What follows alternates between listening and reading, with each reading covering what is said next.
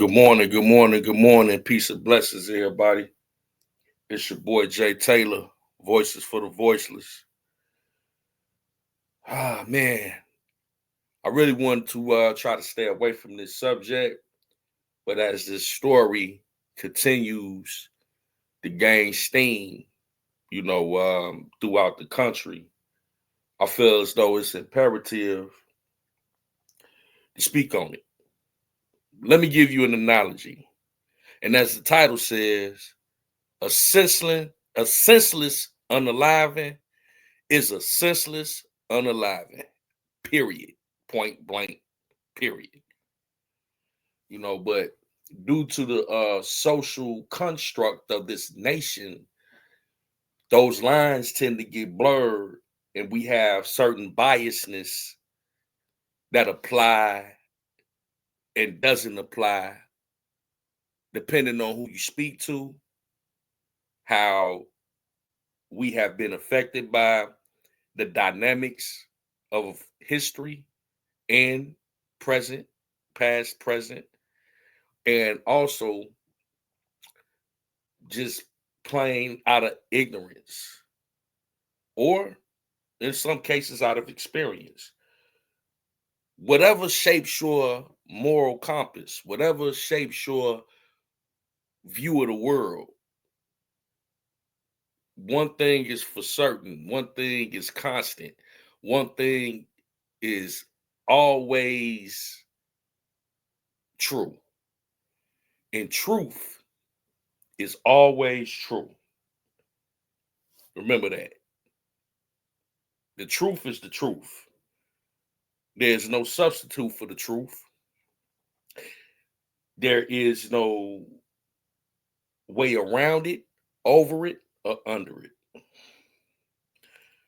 And I want to give you this analogy before I get off into, the topic at hand. Let's say we in the club, we chilling. You know what I'm saying? We vibing.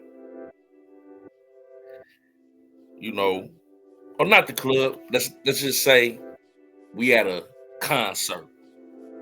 It's open to the public. You feel what I'm saying? And someone steps on your shoe, right?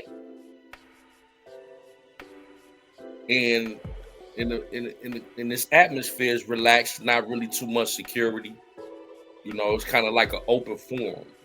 They ain't pat nobody down like that. You know what I'm saying? It's just kind of like an outside event. Yeah, that's better. An outside event, and someone steps on your shoe, and you like, ho, ho, ho, ho, ho. Hey, brother, you just stepped on my shoe. Oh man, my bad. 20 minutes goes by. 40 minutes goes by. Same gentleman steps on your shoe again. Hey, look, nigga. Don't step on my James. Right? Man, who you talking to? Step on my shoe again, and we gonna see what happens. Another 20, 25 minutes go by. The guy walks over and purposely steps on your shoe. You gotta a hand gun with you. You was able to get it in. And what do? Do you blow the guy head off? Let's say you do. Opposed to just, hey man, you stepped on my shoe, you disrespected me, let's fight. You blow the guy head off. You told him not to do it, and he do it on purpose. Would you say that was a senseless unaliving? Or you think that was warranted? Because see, so often in our community, we had these situations where these boys, these young men, have words with another young man, and in the blink of an eye, somebody loses their life over some words, over something petty. Do we say, man, these kids, man, they need to stop, you know, unaliving each other? Or do we say, well, he had it coming? He shouldn't have said what he said. He shouldn't have touched them. He should have did this. Is it senseless violence? Senseless unaliving? That analogy I just gave you is parallel to this situation. Because it did not have to come to that. Now, was the guy wrong for stepping on the other guy's shoe purposely 3 times? Yes, without a doubt. He was wrong for stepping on that man Jay's. But does that mean he should lose his life? We look on the news, we see young black males in our community, no regard for life, senseless unalivings. And if it's senseless for one, it's senseless for the other, regardless of whatever dynamic we talking about. Because see, in that situation, if you felt disrespected, you had every right to defend yourself. Make no mistake. You got every right to either defend yourself, or if you're a citizen, you got a right to, alert security. But you do not have the right to take someone's life just because of something petty like that. Not to say that this particular situation, this young man wanted or intended to take this man's life, but you have a weapon when no one used a weapon on you. I don't care about who else was there with him. It didn't even get that far. The situation with Austin Metcalf and Carmelo Anthony is tragic on both ends. Right? But it was a senseless unaliving. But I see people, especially black people, condoning in this senseless unaliving. And the danger of that is because you have grown adults, instead of conflict resolution, instead of using this as a teachable moment for the young people that may be viewing this, they are condoning in this activity. So you can't mix and match, because see, if Austin Metcalf had been another black boy in our community, y'all would be like, man, that young brother didn't have to unalive that other young brother. Tell me I'm lying, because I see it all the time. I see it all the time. All on social media, on the news, people losing their life over petty reasons. Conflict resolution, teaching young people how to resolve conflict constructively. This is the time to do it. But you got people on the internet, on social media, not giving the youth any constructive, valuable lessons to be learned from this situation.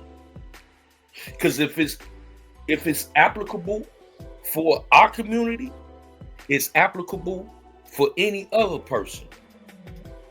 Austin shouldn't have never, ever put his hands on Carmelo Anthony. I agree. He was wrong. And let me say this. I see people raising money for Carmelo Anthony, 200, 300,000. I don't have no problem with that. I'm going to tell you why. because everybody deserves their presumption of innocence, and everybody should have the best legal counsel when they're going up against the United States government that they can afford. So I'm not mad at that. Y'all want to make sure the brother, the young man, is going to have a fair trial. By all means, donate to him, pray for him, support him, but don't condone senseless unaliving. Because see, what you do is you dip off into hypocrisy. People sitting up here, this situation between these two young men, when I look in Austin Metcalf's eyes, and then when I look in Carmelo Anthony's eyes, they are young kids. They weren't operating off this racism that y'all perpetuating in social media. They wasn't even on none of that. These were two young men that had an altercation. It wasn't about no black and it wasn't about no white, but you got grown adults on social media sensationalizing racism with this situation. It's ridiculous. And it sets the wrong precedence for young adults that are watching this. What kind of example are you setting?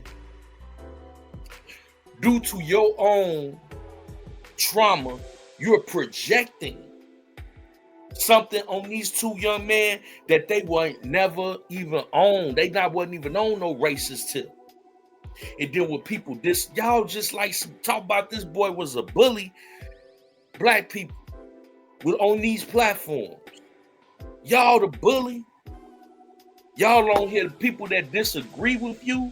You calling them coons. You calling them other black people that don't agree. Just because they don't agree with you, now they got to be a sellout. Now they got to be a coon. We ain't got to think alike just because we share the same skin tone. I'm looking at this through a different lens. You caught off in racism, but I'm willing to bet you my bottom dollar, if Austin was a black boy, y'all wouldn't even have nothing to say about this situation. Y'all would have been like, man, y'all would have been like, man, that's another senseless unaliving, or y'all wouldn't say nothing at all. But you come on these platforms, you rile up these people in your chat, you rile up these people on your pages, on your social media, and you're projecting something that this ain't had nothing to do with. Nothing to do with, bro. Now, one thing we could say for sure is this. In our generation, the way I grew up, somebody put their hands on you, yeah, we were taught to defend ourselves. You meet force with equal force. Now, the charge is murder one. The bail is $1 million. I don't agree with that bail.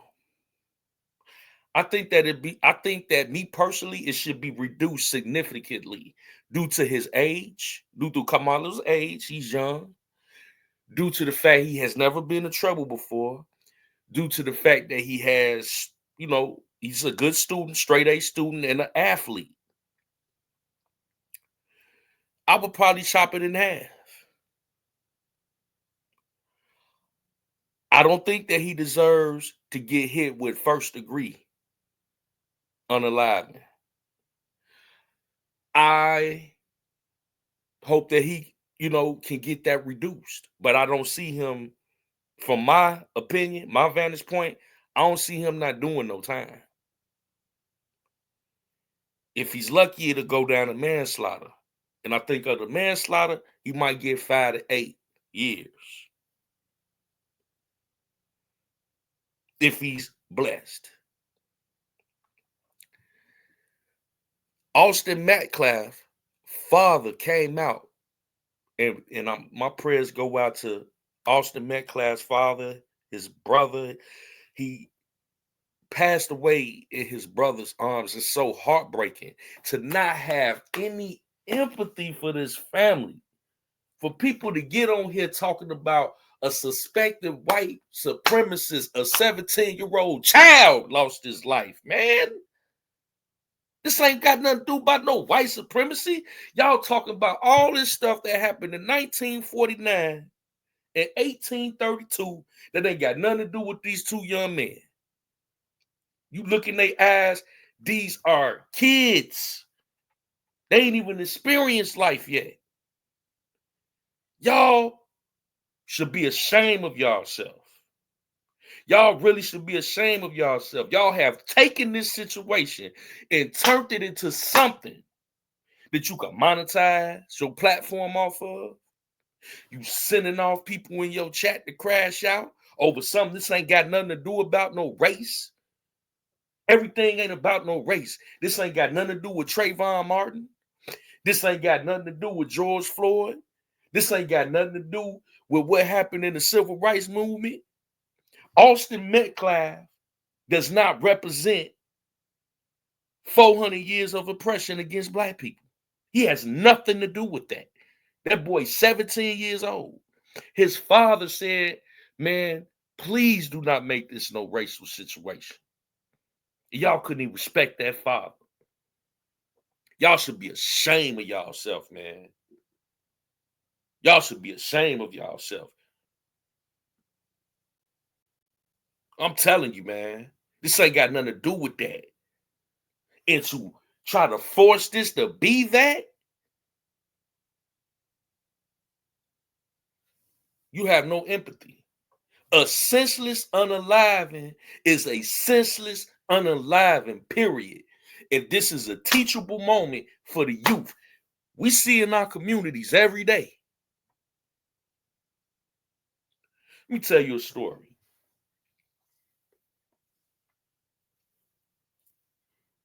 When I was 12 years old, and I told my sister Mika about this the other day.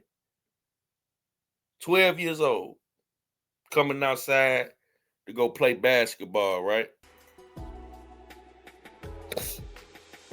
Walking down the street.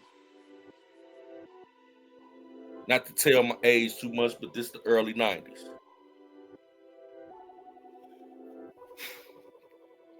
12 rolled down on me. Now, imagine I'm a kid, 12 years old. 12 slide down on me. Yeah. Hop out. Hey, come here. Uh, guy. Whatever. So I'm like, what's going on? They're like, look, we need you to come with us. Like, come with y'all for what?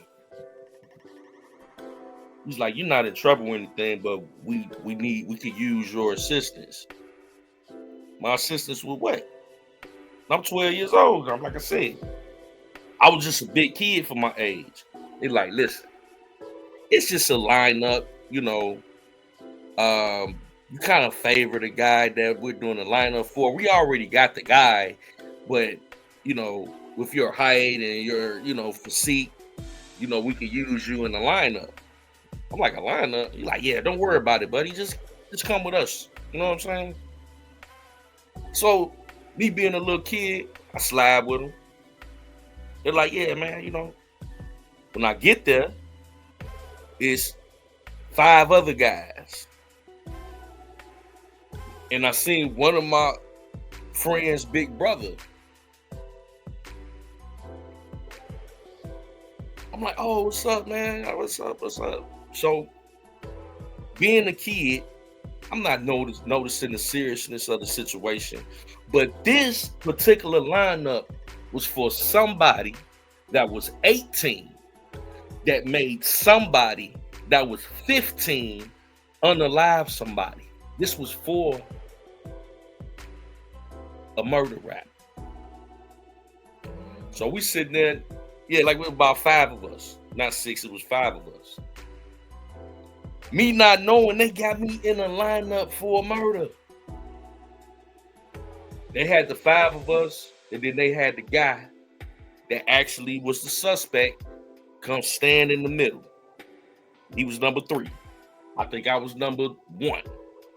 And my brother, my friend's brother, big brother, he was 6. No, he was 14 at the time. He was number 6. They had the people come through who was gonna pick out who was out the lineup. They picked the right guy that they said was the suspect, and then, they let us go. That was the beginning of the summer. By the end of that summer, my friend's big brother was unalive before that summer was out. Man, we lost so many of our people to senseless unaliveness since I could remember. You know what I'm saying? All through the night. Over something so petty and ridiculous. So when I say a senseless unaliving is a senseless unaliving, regardless of racial bias, regardless of anything that we have experienced, we have to use our own logic to see through our biasness. Somebody that was 18 made somebody that was 15 unalive somebody. I was 12 years old. I wasn't even old enough, but imagine if whoever that was behind that glass, no, he did it. Pointed at me or anybody else that didn't have nothing to do with it. They let me go home. My mama asked me what happened. I told her what happened. We ran back up there to the police station. She went off. Called the senator, I think it was Kara Mosley Braun. Because we didn't get no act right out the police station, man. We went on and on and on about that situation. But ultimately, that was just the reality of the situation. We couldn't do nothing about it, really. And I knew from 12 years old, it was just certain things I had zero control over. But I knew whatever that young man that was 15 years old was 3 years older than me, I knew it probably, whatever it was, wasn't worth it, man. The guy that got picked out 18, it had to be something senseless. You understand? So if we could recognize that in our community, we could recognize the senselessness in this situation here. 2 lives affected, 2 families changed, and lives changed forever. Y'all living in this moment right now to the next hot topic: sensationalizing racism. Like that boy symbolizes Black oppression in America. Y'all need to be ashamed of yourselves trying to make this anything other than 2 young men that had an altercation that turned tragic. Everything ain't about race. What y'all accusing of that young man, you do to yourself and your community every day. It don't have nothing to say about it. All he did was touch that boy. All that boy should have did was turn around and fire him up. That's how we grew up. And this is what we say about what's wrong with these young kids rolling around with these 30 poppers and sliding, and they on demon time. That's what we say about all them. Man, they just need to be fighting. They don't need to be unaliving each other out here. But the hypocrisy among some of you Black folks, you don't want to say that with this because the boy white.